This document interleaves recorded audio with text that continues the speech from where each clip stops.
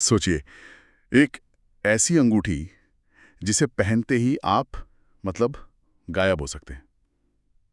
और फिर सोचिए कि वही एक छोटी सी अंगूठी अगर गलत हाथों में चली जाए तो पूरी दुनिया को हमेशा के लिए अंधेरे में डुबो सकती है।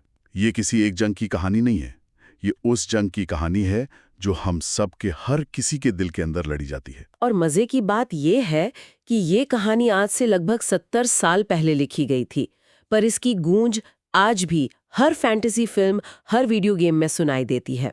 ये सिर्फ एक किताब नहीं, ये तो एक पूरा नक्शा है जिससे बाद में आने वाली हजारों कहानियों ने, आप कह सकती हैं, कि रास्ता ढूंढा। बिल्कुल। आज हम जिस दुनिया में उतरने वाले हैं वो है J.R.R. टॉल्किन की the Lord of the rings.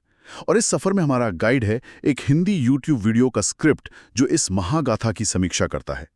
तो आज का मिशन साफ है, ये समझना कि ये स्क्रिप्ट इतने बड़े और जटिल उपन्यास के किन पहलुओं को चुनती है और क्या क्या वो टॉल्किन की दुनिया की आत्मा को पकड़ पाती है। ये एक दिलचस्प चुनौती है। 7-8 मिनट के वीडियो में हजारों पन्नों को समेटना कोई आसान काम तो है नहीं। तो चलिए इस स्क्रिप्ट को एक लेंस की तरह इस्तेमाल करते हैं और देखते हैं कि the Lord of the rings आज भी इतनी इतनी प्रासंगिक क्यों है। ठीक है, तो स्क्रिप्ट की शुरुआत होती है किताब की बनावट से। वो बताती है कि ये कोई अकेली किताब नहीं बल्कि 3 हिस्सों में बंटी एक विशाल कहानी है, the fellowship of the ring, the two towers और the return of the king. और ये मतलब सिर्फ एक पब्लिशिंग का फैसला नहीं था, ये कहानी की लय को भी तय करता है।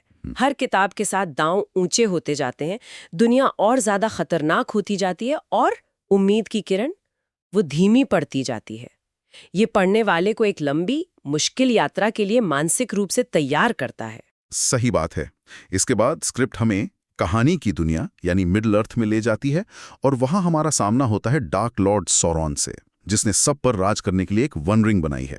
यही वो अंगूठी है जो कहानी के केंद्र में है। बिल्कुल। और यहाँ पर स्क्रिप्ट एक बहुत अहम बात कहती है कि ये सिर्फ एक जादुई हथियार नहीं है, ये शक्ति और लालच का प्रतीक है। लेकिन मैं तो कहूंगी कि ये इससे भी कहीं ज्यादा है। ये अंगूठी सिर्फ शक्ति नहीं देती, ये पहनने वाले की इच्छा को पकड़कर उसे 1000 गुना बढ़ा देती है। अगर आप शांति चाहते हैं तो ये आपको इतनी ताकत देगी कि आप जबरदस्ती शांति थोप सकें। ये अच्छाई के इरादे को भी तानाशाही में बदल सकती है। वाह, ये तो बहुत ही गहरा नजरिया है। स्क्रिप्ट में एक लाइन है जो इस असर को बहुत अच्छे से बयां करती है। जिसके पास ये अंगूठी होती है वो अपार शक्ति पा सकता है, लेकिन उसकी आत्मा धीरे धीरे अंधेरे में डूब जाती है। ये लाइन सुनकर ही एक सहरन सी दौड़ जाती है। बिल्कुल, क्योंकि यही तो कहानी का असली संघर्ष है।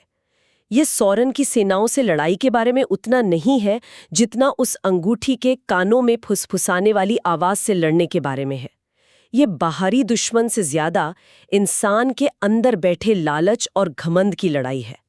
टॉल्किन यही दिखा रहे हैं कि सबसे बड़ी जंग मैदान में नहीं, मन में लड़ी जाती है। और उस मन की लड़ाई के लिए टॉल्किन ने चुना किसे? किसी महान राजा या शक्तिशाली जादूगर को नहीं। स्क्रिप्ट हमें बताती है कि ये अंगूठी किस्मत से एक हॉबिट के पास पहुंचती है जिसका नाम है फ्रोडो बैगिंस। ये हॉबिट्स तो छोटे कद के, शांति से अपने बगीचों में रहने वाले लोग हैं। हाँ, ये टॉल्किन का सबसे शानदार कदम था। ये सिर्फ एक अच्छी कहानी कहने का तरीका नहीं है, ये उनके अपने जीवन के अनुभव से जुड़ा है। टॉल्किन ने पहले विश्व युद्ध में एक सैनिक के तौर पर हिस्सा लिया था। उन्होंने देखा था कि इतिहास की दिशा बड़े बड़े जनरल नहीं बल्कि वो आम सिपाही तय कर रहे थे जो खाइयों में चुपचाप अपना कर्तव्य निभा रहे थे। बिल्कुल। फ्रोडो और दूसरे हॉबिट्स वो उन्हीं आम सिपाहियों का प्रतीक हैं। ये जो विचार है ना कि सबसे बड़ा बोझ सबसे छोटे कंधों पर डाला जाता है, यही इस कहानी की आत्मा है। और वो बोझ कितना बड़ा है। फ्रोडो का मिशन है इस अंगूठी को हमेशा के लिए नष्ट करना, लेकिन उसे नष्ट करने का सिर्फ एक ही तरीका है, उसे माउंट डूम की आग में फेंकना, जो दुश्मन सौरॉन के इलाके के ठीक बीचों बीच है। हाँ, उसे सीधे मौत के मुंह में जाना है। बिल्कुल, एक आत्मघाती मिशन। और यहीं से कहानी का असली सफर शुरू होता है, जहां किरदारों की परतें खुलती हैं। तो किरदारों पर आते हैं। स्क्रिप्ट सबसे पहले फ्रोडो का जिक्र करती है, एक आम हॉबिट जिस पर पूरी दुनिया को बचाने का भारा पड़ा है। लेकिन मेरा ध्यान हमेशा उसके साथी सैमवाइज गैमजी पर जाता है।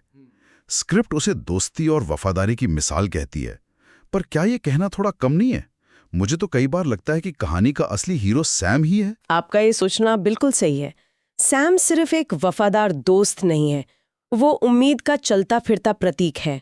जब फ्रोडो अंगूठी के बोझ तले टूट रहा होता है, जब उसे सब कुछ अंधेरा नजर आता है, तब सैम ही है जो उसे घर के बगीचों की अच्छी और साधारण चीजों की याद दिलाता है।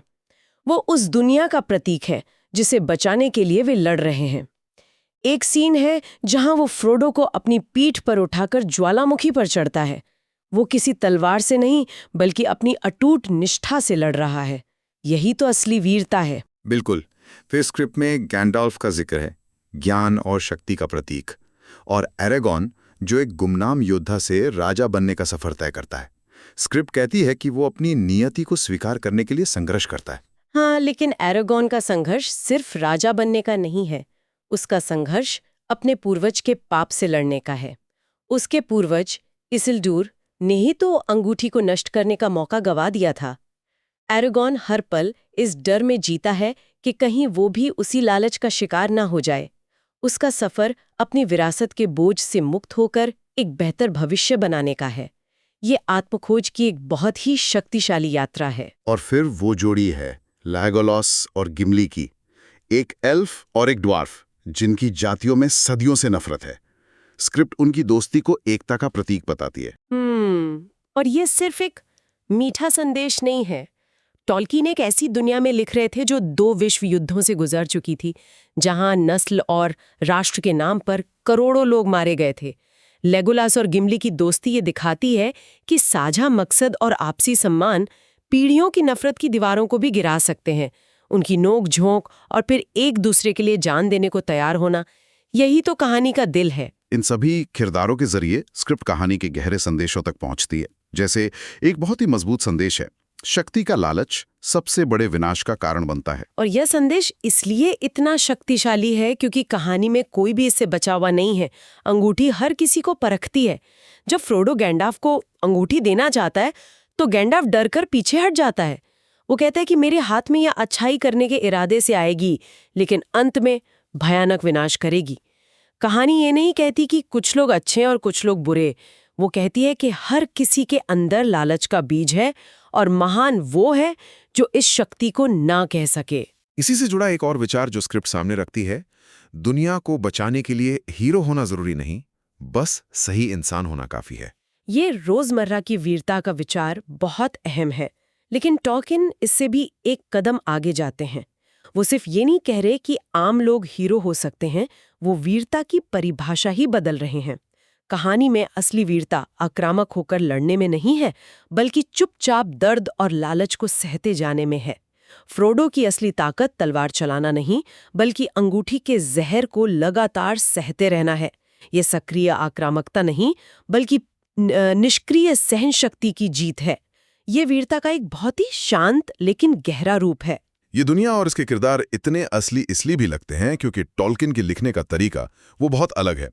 स्क्रिप्ट इस बात का जिक्र करती है कि उनकी लेखन शैली बहुत विस्तृत है और हर चीज का एक गहरा इतिहास है। हाँ, और इसी वजह से कई नए पाठक शुरुआत में घबरा जाते हैं। स्क्रिप्ट भी चेतावनी देती है कि शुरुआत थोड़ी स्लो लग सकती है, लेकिन ये कोई कमी नहीं है। यही टॉल्किन का जादू है। वो एक उपन्यास नहीं लिख रहे थे, वो एक खोई हुई सभ्यता के इतिहास को हमारे सामने रख रहे थे। मतलब देखिए, टॉल्किन एक लेखक होने से पहले एक भाषाविद थे। उन्होंने मिडिल अर्थ के लिए सिर्फ कहानियां नहीं लिखी, बल्कि पूरी की पूरी भाषाएं बनाई। जैसे एल्फ्स की 2 मुख्य भाषाएं हैं, क्वेनिया और सिंडेरिन। और उन्होंने सिर्फ शब्द नहीं बनाए, उन्होंने इन भाषाओं का पूरा व्याकरण और इतिहास बनाया कि कैसे एक भाषा से दूसरी निकली, ठीक वैसे ही जैसे लैटिन से फ्रेंच और स्पेनिश निकली। जब आप किताब पढ़ते हैं तो आपको ये कविताएं, ये नाम, ये जगहों के इतिहास मिलते हैं जो उस दुनिया को इतना ठोस और असली बना देते हैं कि आप उसे महसूस कर सकते हैं। वो धीमी शुरुआत असल में उस दुनिया में आपको बसाने की प्रक्रिया है। ये तो कमाल है। शायद इसीलिए स्क्रिप्ट ये बड़ा दावा करती है कि अगर आपने सिर्फ फिल्में देखी हैं तो आपने कहानी का सिर्फ 50% हिस्सा देखा है। मैं इस बात से पूरी तरह सहमत हूँ। पीटर जैक्सन की फिल्में शानदार हैं, इसमें कोई शक नहीं। उन्होंने इस कहानी को एक नई पीढ़ी तक पहुंचाया, लेकिन वो कहानी का एक एक्शन से भरपूर संस्करण है। वो आपको युद्ध और रोमांच दिखाती हैं। किताब आपको उस दुनिया की आत्मा महसूस कराती है। तो ये बाकी का 50% आखिर है क्या? वो 50% है किरदारों के मन का संघर्ष। किताब में आप फ्रोडो के दिमाग के अंदर होते हैं। आप महसूस करते हैं कि कैसे अंगूठी धीरे धीरे उसे तोड़ रही है। वो 50% है दुनिया की उदासी, ये एहसास कि जादू की दुनिया खत्म हो रही है और इंसानों का दौर आ रहा है। और वो 50% है वो गीत और कविताएं जो मिडिल अर्थ के हजारों साल के इतिहास की कहानियां सुनाते हैं। फिल्म देखना एक शानदार टूरिस्ट ट्रिप पर जाने जैसा है, लेकिन किताब पढ़ना वो उस जगह पर जाकर बस जाने जैसा है। बहुत खूब। तो अंत में स्क्रिप्ट का फैसला है कि the Lord of the rings सिर्फ एक किताब नहीं, ये एक लेगेसी है और फैंटेसी के हर फैन को इसे पढ़ना ही चाहिए। एक बिल्कुल सही निष्कर्ष। आज हमने स्क्रिप्ट के जरिए देखा कि ये कहानी दोस्ती, त्याग और साधारण लोगों के असाधारण साहस जैसी बातों पर टिकी है।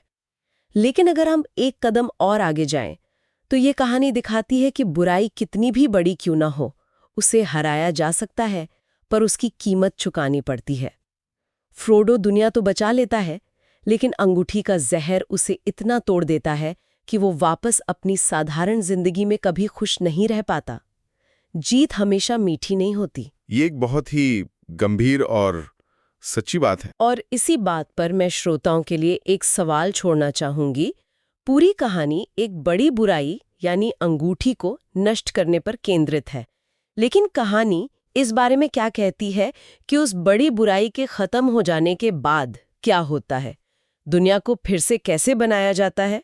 शायद असली काम बुराई को हराने के बाद शुरू होता है, छोटे छोटे अच्छे कामों से, एक दूसरे पर भरोसा करके और उस बगीचे को फिर से लगाकर जिसे सैम इतना प्यार करता है।